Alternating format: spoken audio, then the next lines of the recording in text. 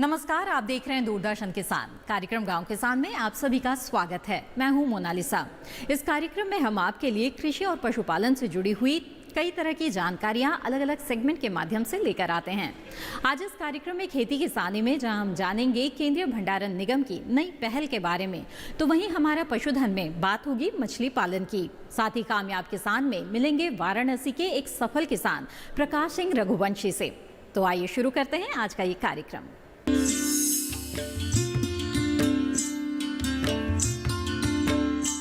आइए देखते हैं हमारा पहला सेगमेंट खेती किसानी।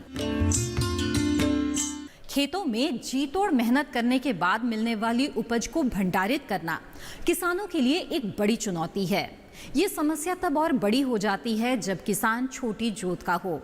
ऐसे में एफपीओ समस्या का समाधान बनकर उभर रहे हैं, लेकिन इसके साथ ही केंद्रीय भंडारण निगम ने इस समस्या को खत्म ही कर दिया है। कैसे, आइए जानते हैं सीडब्ल्यूसी के प्रबंध निदेशक श्री ए.के. श्रीवास्तव से। सीडब्ल्यूसी ने हाल ही में नाबार्ड और नेट फाउंडेशन के साथ एक MOU साइन किया है, जिसका सीधा सा उद्देश्य किसान उत्पादक संगठनों को भंडारण की सुविधा देना है। इस पहल से देश में कृषि के बुनियादी ढांचे को और बढ़ावा मिलेगा। इस साझेदारी के तहत देश भर में 5000 से अधिक एफपीओ के लिए अत्याधुनिक भंडारण सुविधाएं उपलब्ध कराई जाएंगी। नाबार्ड मौजूदा परिदृश्य में महत्वपूर्ण बदलाव लाने के लिए अपनी वर्तमान भंडारण क्षमता को दोगुना यानी लगभग 30 करोड़ टन करने की जरूरत है। इस संबंध में भंडारण निगम के सीडब्ल्यूसी के कार्यकारी प्रबंध निदेशक का क्या कहना है, आइए उन्हीं से जान लेते हैं। सेंट्रल वेयर हाउसिंग कॉरपोरेशन की स्थापना 1957 में हुई और 1962 के वेयर हाउसिंग कॉरपोरेशन एक्ट के तहत ये आगे बढ़ा। इन विगत 64 सालों की जर्नी में यह बताते हुए अति प्रसन्नता हो रही है कि सीडब्ल्यूसी अपने पैरों पे खड़ा है और बिना सरकार के किसी सब्सिडी, गवर्नमेंट बजटरी सपोर्ट, बिना किसी सॉवरेन गारंटी या बिना किसी अनुदान के ये आगे बढ़ता चला जा रहा है। इतना ही नहीं, सीडब्ल्यूसी हर साल डिविडेंड लाभांश अपने शेयर होल्डर्स को देता है। भारत सरकार का लगभग 55.02% है। इस बार सीडब्ल्यूसी का इनकम 2167 करोड़ हुआ, 2168 करोड़, एंड सीडब्ल्यूसी ने लगभग 566 करोड़ का प्रॉफिट कमाया है। और इन प्रॉफिट कमाने के बाद में जो हमारे पास पैसा बच जाता है डिविडेंड देने के बाद, टैक्स देने के बाद, उसका उपयोग हम लोग वेयर हाउस बनाने में कर रहे हैं। लास्ट ईयर हमने 1,48,000 मेट्रिक टन कैपेसिटी के वेयर हाउस विभिन्न जगहों पे अपने देश के कोने कोने में बनाए और आने वाले 4 सालों में सीडब्ल्यूसी ने प्लानिंग किया है कि लगभग 16 lakh metric ton warehousing infrastructure का गठन करेगा, कंस्ट्रक्शन करेगा, और इससे पूरे देश में जो अनाज रखना हो या ई-कॉमर्स की सुविधा हो, उनको हम सहूलियत मुहैया कराएंगे। कोविड के दौरान सीडब्ल्यूसी ने अपने हिंदुस्तान के कोने कोने में जहां भी आवश्यकता थी कोरोना डिसइंफेक्शन कराने के लिए, हम लोगों ने मिलकर किया। कोविड के दौरान सीडब्ल्यूसी के कर्मचारियों ने जहां एक तरफ कोई आदमी बाहर निकलना पसंद नहीं करता था, घरों के अंदर बंद थे, उन्होंने स्टेशन पर, अपने central warehousing food grain centre पर, कंटेनर फ्रेट स्टेशन पर या रेलवे के स्टेशन पर जाकर अपने अनाजों का आदान प्रदान करना, कंटेनर जो रखे थे उनका हैंडलिंग एंड ट्रांसपोर्टेशन करना, और वेयर हाउसिंग लॉजिस्टिक में एक दिन भी एक भी वेयर हाउस हमारा पूरे कोविड दौरान में बंद नहीं रहा। और आपको ये जानकर भी खुशी होगी कि सीडब्ल्यूसी ने अपने सारे कर्मचारियों को कोविड के दौरान जितनी सुविधाएं जो हेल्थ सेक्टर में, पुलिस सेक्टर में गवर्नमेंट इंडिया ने दिया, वो CWC ने अपने पैसे से अपने कर्मचारियों को सारी सुविधाएं दी, जिससे आज वो नीडर होकर हर जगह काम कर रहे हैं। हमारा जितना भी सेंटर था, पूरा का पूरा सेंटर पूरे 365 दिन 24 आवर्स ड्यूटी में हम डिमांड करते हुए पूरा किए। प्रधानमंत्री गरीब कल्याण योजना के तहत या सरकार के जिस भी आदेश के तहत हमें अनाज का आदान प्रदान करना था, डिस्ट्रीब्यूशन करना था, वो FCI के साथ कदम में कदम मिलाकर, स्टेट सिविल सप्लाई के साथ कदम में कदम मिलाकर के CWC ने, SWC ने पूरे हिंदुस्तान में इसका संचालन बरकरार रखा। 1950 के करीब हमारा देश खाद्यान्न की समस्या का सामना कर रहा था। ऐसे में हमारे देश में खाद्यान्न की आपूर्ति के लिए बाहर से अनाज आयात किया गया, लेकिन बाहर से आने वाले अनाज के भंडारण की समुचित व्यवस्था नहीं थी। ऐसे में 1957 में केंद्रीय भंडारण निगम की स्थापना की गई। ये करीब 64 सालों से अपनी सेवाएं दे रहा है, वो भी बिना किसी अनुदान के। इस तरह से देखा जाए तो FPO से जुड़े किसानों को भंडारण के साथ साथ अन्य सुविधा मिलने से मुनाफे के द्वार खुल सकेंगे। कार्यक्रम गांव किसान में वक्त हो चला है एक छोटे से ब्रेक का। ब्रेक के बाद जानेंगे मछली पालन के बारे में अगले सेगमेंट हमारा पशुधन में। आप बने रहें दूरदर्शन किसान पर।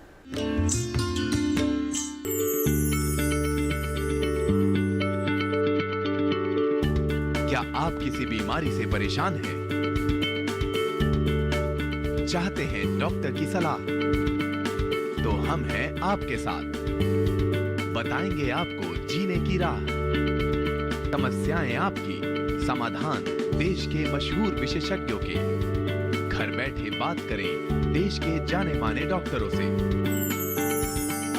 हमारे लाइव प्रोग्राम स्वस्थ किसान में हर शनिवार शाम 6 बजे से 7 बजे तक।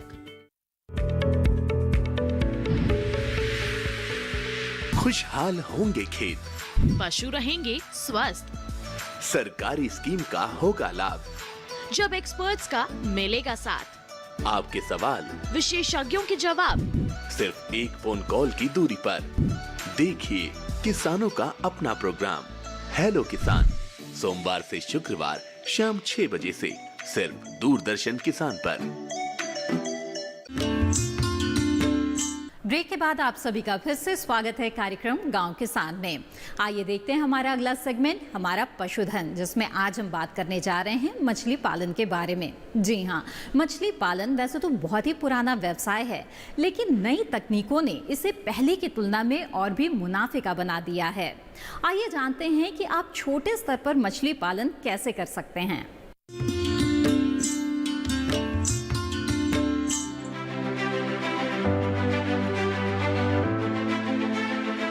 पोषण व्यवस्था को सुनिश्चित करने व छोटे किसानों के सामाजिक स्तर में सुधार करने के लिए मछली पालन बेहतर विकल्प है। हमारे देश में बड़े पैमाने पर मछली का उपयोग किया जाता है। यही वजह है कि भारत में मछली पालन व्यवसाय बहुत तेजी से बढ़ रहा है। परंपरागत और गैर परंपरागत दोनों ही तरीकों से मछली पालन किया जाता है, लेकिन दोनों ही तरीकों में एक बात समान है और वो है पर्याप्त पानी का होना। कम लागत में इस व्यवसाय को शुरू करने के लिए देसी प्रजाति की मछलियाँ जैसे रोहू, कतला, सिल्वर कार्प, ग्रास कार्प, भाकुर, मृगल को पालना चाहिए, क्योंकि इन मछलियों का बीज कम कीमत में उपलब्ध हो जाता है। इसके साथ ही इन प्रजातियों की मछलियाँ बहुत तेजी से बढ़ती है।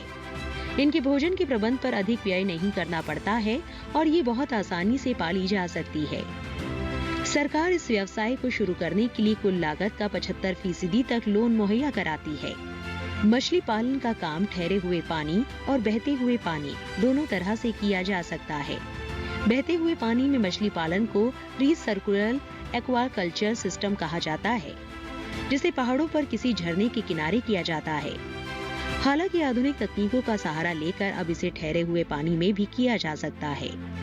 ठहरे हुए पानी में मछली पालन का काम मैदानी इलाकों में किया जाता है। इस व्यवसाय को शुरू करने के लिए मछली के बीज या जीरा तालाब या पोखर में डालने से पहले सफाई करना बेहद जरूरी है। मछली के बीज किसी भी हैचरी से खरीदे जा सकते हैं। जिले के मछली पालन विभाग से भी बीज लिए जा सकते हैं। साथ ही इस व्यवसाय में नए युवा या किसान यहां से प्रशिक्षण भी ले सकते हैं। मछली के अधिक उत्पादन के लिए प्राकृतिक भोजन के अलावा कृत्रिम भोजन की आवश्यकता होती है। इसके लिए सरसों की खली या चावल का कुंडा बराबर मात्रा में उपयोग किया जाता है। जीरा संचय से 3 माह की अवधि तक 2 से 3 किलो, चौथे से 6 माह तक 3 से 5 किलो, 7 से 9 माह तक 5 से 8 किलो, 10 से 12 माह के बीच करीब 8 से 10 किलो भोजन प्रतिदिन के हिसाब से डालना चाहिए। इस तरह से प्रति वर्ष प्रति एकड़ से करीब 1500 किलो मछली का उत्पादन लिया जा सकता है। केंद्र सरकार मछली पालने के लिए कुल लागत का 75% तक लोन मुहैया कराती है। इस सुविधा को अपनाकर मछली पालकों को काफी हद तक आर्थिक सहायता मिल सकती है। मछलियां अच्छे से विकास कर रही है या नहीं, इसकी बीच बीच में जांच करते रहना चाहिए। यदि मछलियों में किसी प्रकार के रोग या बीमारी के लक्षण दिखाई देते हैं तो समय रहते उपचार करना चाहिए। उपचार करने से पहले किसी विशेषज्ञ से सलाह जरूर लें।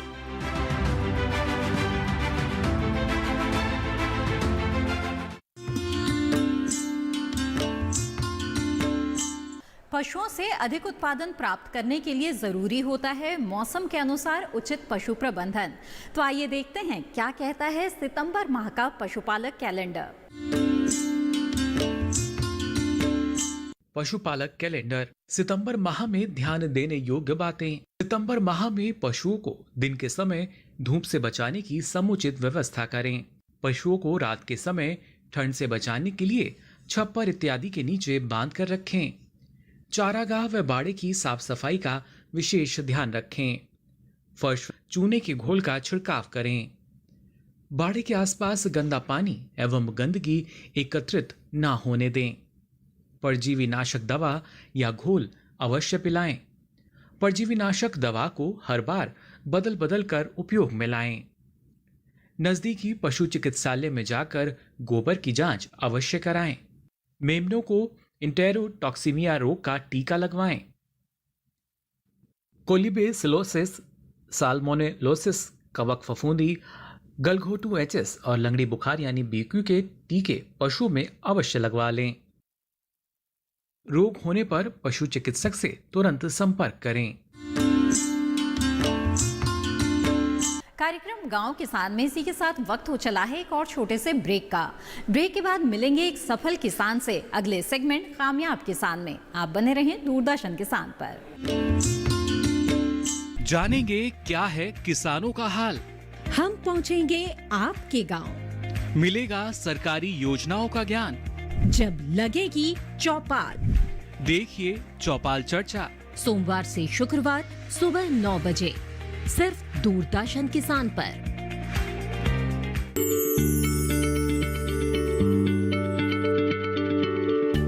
क्या आप किसी बीमारी से परेशान हैं? चाहते हैं डॉक्टर की सलाह?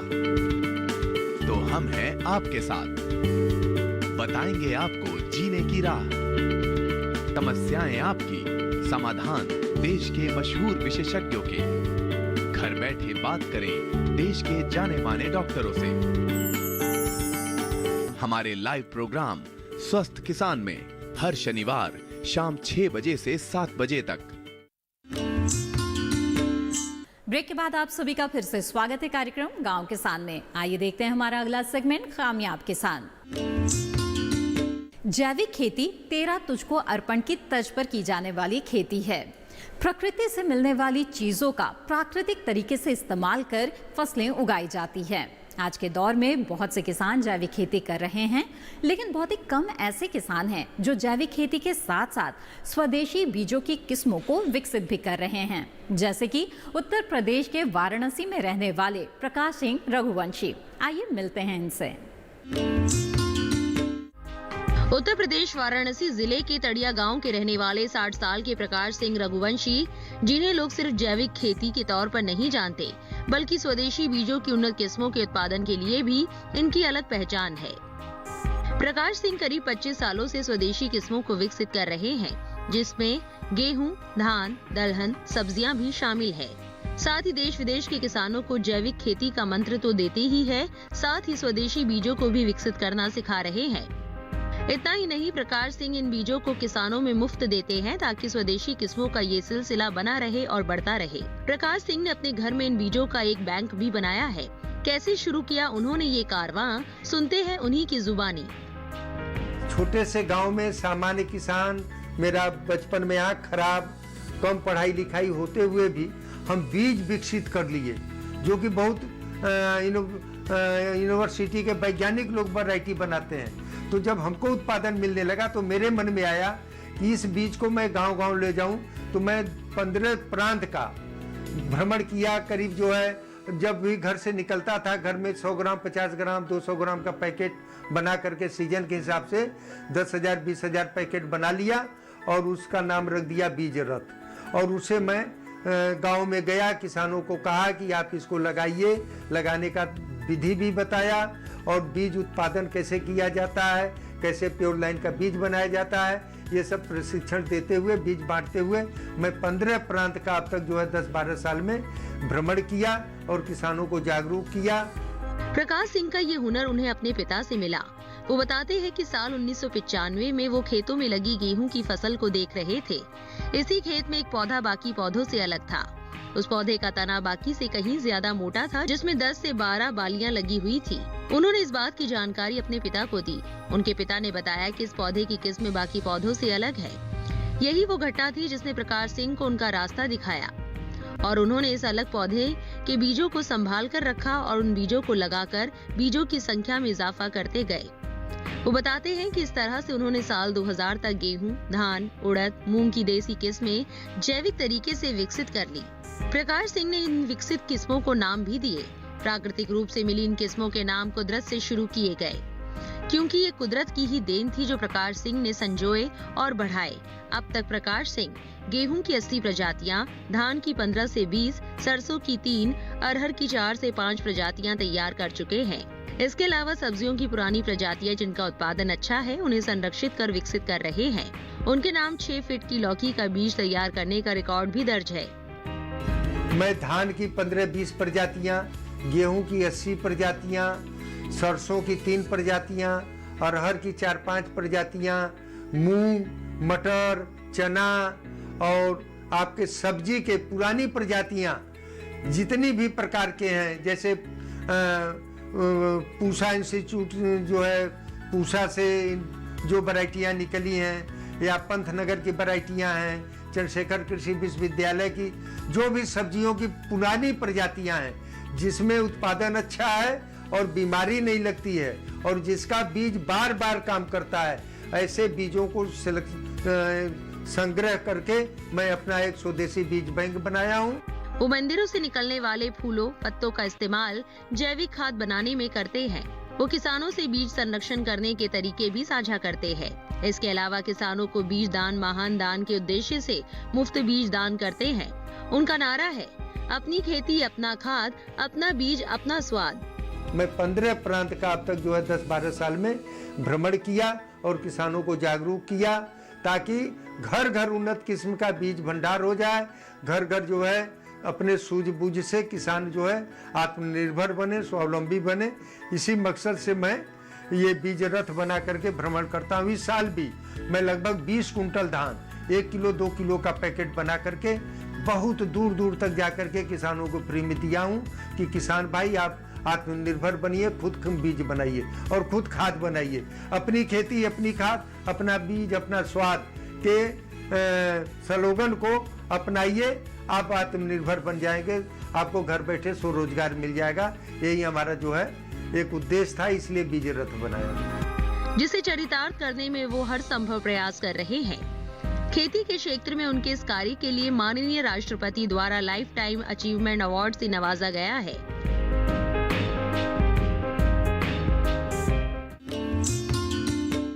ये था आज का गांव किसान कार्यक्रम। अगर इस कार्यक्रम में दी गई जानकारियां आपको पसंद आई और आप ये कार्यक्रम दोबारा देखना चाहते हैं तो टीवी स्क्रीन पर दिए जा रहे QR कोड को स्कैन करके आप दूरदर्शन किसान के YouTube चैनल पर यह कार्यक्रम दोबारा देख सकते हैं। कार्यक्रम गांव किसान में आज बस इतना ही। हमारी पूरी टीम को दीजिए इजाजत। आप बने रहें दूरदर्शन किसान पर। नमस्कार।